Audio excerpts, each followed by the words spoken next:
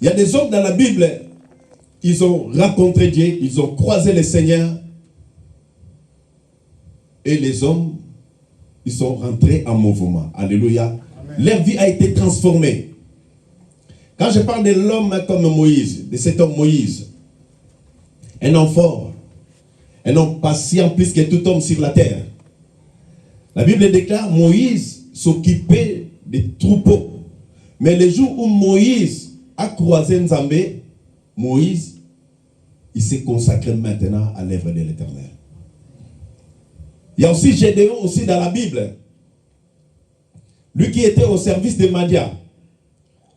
Mais quand l'ange est apparu à Gédéon, Gédéon a abandonné tout ce qu'il faisait et il s'est consacré pour Dieu. Saul de Tarse aussi était en route de Damas pour persécuter les chrétiens. Mais quand Jésus-Christ est apparu, la Bible déclare, Saul a abandonné le chemin de la destruction et il s'est consacré à l'éternel Dieu. Alléluia. Amen. Donc quand Nzambe croise ou rencontre une personne, l'homme rentre en mouvement. Alléluia. Amen. Et aujourd'hui, je crois que tu vas rentrer aussi en mouvement. Pourquoi? Parce que c'était un rendez-vous sacré. C'était un rendez-vous avec l'éternel. Alléluia. La nuit de la visitation divine. Donc, c'est-à-dire l'intervention divine de la grâce de Dieu. Quand l'homme rencontre Dieu, donc c'est-à-dire la vie de la personne sera transformée, changée. C'est pourquoi on a baptisé notre nuit, la nuit de la visitation divine. Quand l'homme est visité par Dieu, donc c'est-à-dire les choses changent. Quand je te parle aussi de Jésus bien-aimé, Jésus n'est pas seulement faiseur de miracles. Mais Jésus est au-delà des miracles. Donc Jésus-Christ est notre sauveur. Alléluia. Quand tu croises Jésus, tu rencontres Jésus dans ta vie. Donc c'est-à-dire, tu vas rentrer en mouvement. Alléluia. La Bible déclare, pendant que Élie marchait, Élie a jeté son manteau à Élisée. Et Élisée a abandonné le troupeau. Alléluia. Donc quand l'homme croise Dieu, les choses changent. Amen. Le jour où Saul a croisé Samuel, la Bible déclare que non, la vie de Saul a été changée à un autre homme. Donc Saul a été transformé. Mais aujourd'hui, il ne s'agit pas de rencontres avec une personne, mais il s'agit de rencontres avec le Créateur lui-même. Alléluia. Amen. Et quand l'homme rencontre Dieu, donc l'homme va rentrer en mouvement. Il y a cet homme dans la Bible, il a rencontré aussi Dieu. Malgré la promesse que sa mère a reçue de la part de l'Éternel. Il a fallu que Dieu puisse parler maintenant à Jacob individuellement. C'est pourquoi je dis, tu peux être aussi dans la foule.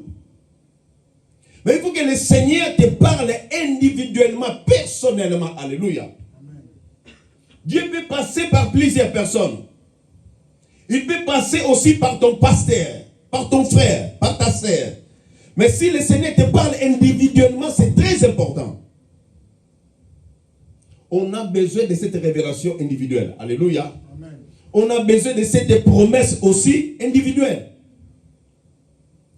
Quand je viens à l'église, je viens chercher la face de l'Éternel. Donc c'est-à-dire, aujourd'hui, moi je veux croiser Nzambé, je veux parler avec Nzambé. Alléluia. Amen. Donc je ne regarde pas la personne qui est à côté de moi. Je ne regarde pas ma voisine. Je ne regarde pas mon voisin.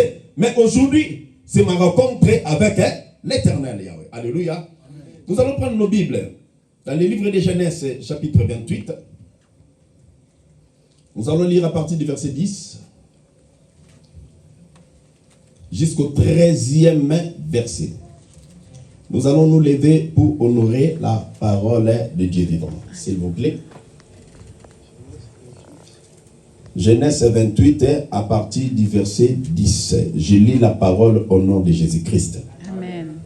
Jacob est parti de Beersheba et s'en alla à Charan. Il arriva dans un lieu où il passa la nuit, car le soleil était couché. Il prit une pierre dont il fit son chevet et il se coucha dans ce lieu-là. Il lit un songe. Voici, une échelle était appuyée sur la terre et son sommet touchait au ciel.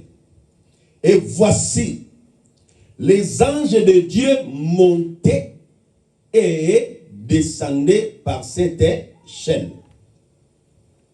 Verset 13. Et voici, l'Éternel se tenait au-dessus d'elle, donc de l'échelle. Et il dit, je suis l'Éternel, le Dieu d'Abraham, ton père, et le Dieu d'Isaac.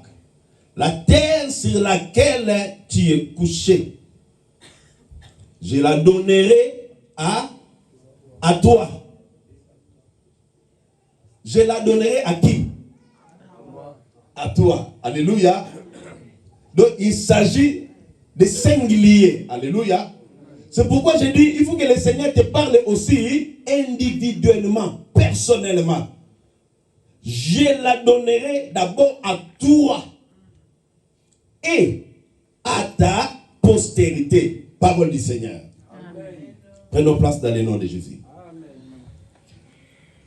Nous savons tous et nous connaissons l'histoire de Jacob. Jacob, après avoir dérobé la bénédiction que son père avait destinée à son frère, la Bible déclare Jacob avait pris fuite. Et Jacob entreprenait un voyage d'environ 800 km. Donc Jacob, il allait parcourir au moins 800 km. Et cette distance allait lui demander entre 1 ou 2 mois. Donc il allait marcher pendant 1 ou 2 mois. La Bible déclare, Jacob est arrivé quelque part. Je ne sais pas si c'était la première nuit ou bien deuxième nuit. La Bible déclare, Jacob, lors de ce voyage, s'arrêta pour passer la nuit là où il était arrêté. Et la Bible déclare, il fit un rêve. Donc Jacob fit une expérience extraordinaire. Tandis qu'il dormait. Alléluia. Donc Jacob, il dormait. Et Jacob fait une expérience extraordinaire. La Bible déclare, il a pris une pierre. C'est là où Jacob a mis sa tête. Et Jacob commence maintenant à rêver. Il voit une échelle dressée. Et l'échelle, ses pieds touchaient le sol. Mais le sommet de l'échelle touchait le ciel. Et la Bible déclare, au sommet, l'Éternel était là. Alléluia. Amen. Donc Jacob a fait cette expérience. Donc il s'agit de la gloire de Dieu. Donc Jacob est là où il était, là où il passait sa nuit. Donc il expérimentait en même temps le merveille de l'Éternel. Il expérimentait la gloire de Dieu. Alléluia. Amen. Pendant que Rebecca était enceinte, la Bible déclare, Rebecca est partie chercher la face de l'Éternel. C'est là où Dieu a parlé à Rebecca. Il dit, tu as des nations dans ton ventre. Le plus grand sera assujetti au plus petit. Donc c'est-à-dire le plus petit va dominer. Alors que dans les cultures africaines, normalement, c'est le nez de la famille qui domine. Mais ici, Dieu a renversé les choses. C'est pourquoi je dis des fois, le choix de Dieu déroute notre intelligence. Quand Dieu fait son choix, c'est compliqué. Alléluia. Amen. Dieu dit à Rebecca, le plus grand sera assujetti au plus petit. Donc Dieu a parlé avec Rebecca. Et la Bible déclare, pendant que Isaac grandissait en âge, et Isaac avait des yeux flous. Isaac avait perdu la vie. Il ne voyait plus bien. Et Isaac, qui voyait sa mort qui était proche, il dit non, je vais laisser la bénédiction maintenant à Esaü, mon fils. Alors que Jacob était le préféré de sa maman. Donc Jacob était casanière. Lui, il restait auprès de sa mère. Pendant que Esaü était un homme courageux, un chasseur, qui cherchait le gibier. Donc cela plaisait à son père Isaac. Parce qu'à chaque fois, Isaac profitait des gibiers d'Ésaü. Et Isaac il dit non, je vais mourir. Mais il faut que je laisse maintenant la bénédiction à mon fils courageux. Alors que Dieu avait déjà fait son choix.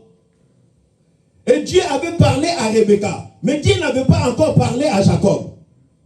C'est pourquoi j'ai dit, bien aimé, tu peux être dans la foule. Dieu peut parler en intermédiaire d'une personne. Mais il faut que l'Éternel aussi te puisse parler individuellement. Personnellement, c'est très important. Quand on dit c'est la nuit de la visitation divine, n'attends pas que Dieu passe par l'autre. Toi-même, il faut être prêt. Tu dis, c'est un rendez-vous sacré avec le Seigneur. Donc, je viens chercher la face de Dieu. Alléluia. Amen. La Bible déclare pendant que Jacob a fait ses rêves, le ciel était dressé et le ciel était ouvert. La Bible déclare que non, les anges de Dieu montaient et descendaient. Alléluia. Amen. Mais il a fallu que le Seigneur maintenant puisse se présenter individuellement à Jacob.